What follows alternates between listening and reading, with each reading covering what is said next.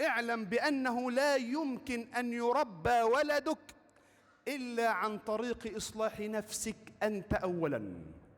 ابنك لن يتربى إلا عن إصلاحك أنت أولا.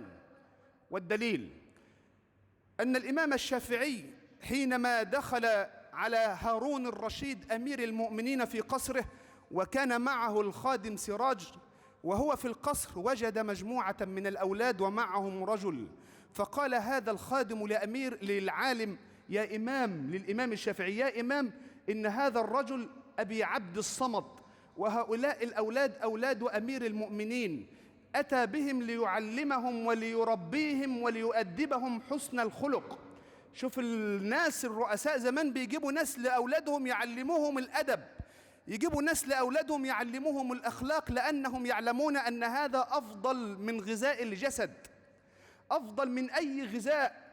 يعلمون أن حسن الخلق هو الميراث الحقيقي لأولادهم. شوف الخادم بيقول للإمام الشافعي: يا إمام أوصه بهم. يعني شوف، حتى كمان جايب أمير المؤمنين رئيس الدولة، جايب واحد يعلم ولاده ببيته، وجايب الإمام الشافعي واسطة يتوسط به إن هو يوصي بيهم. يا انظروا إلى مكانة العلماء عند الأمراء.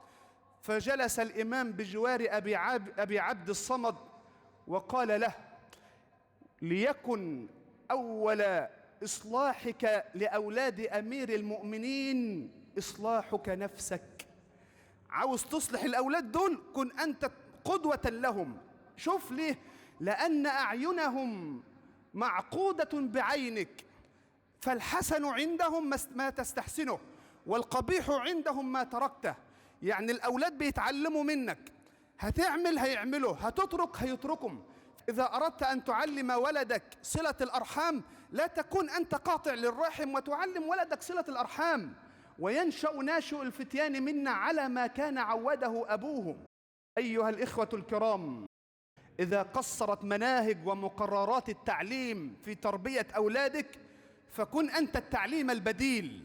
وإذا قصر الإعلام كذلك، فكن أنت الإعلام البديل لولدك.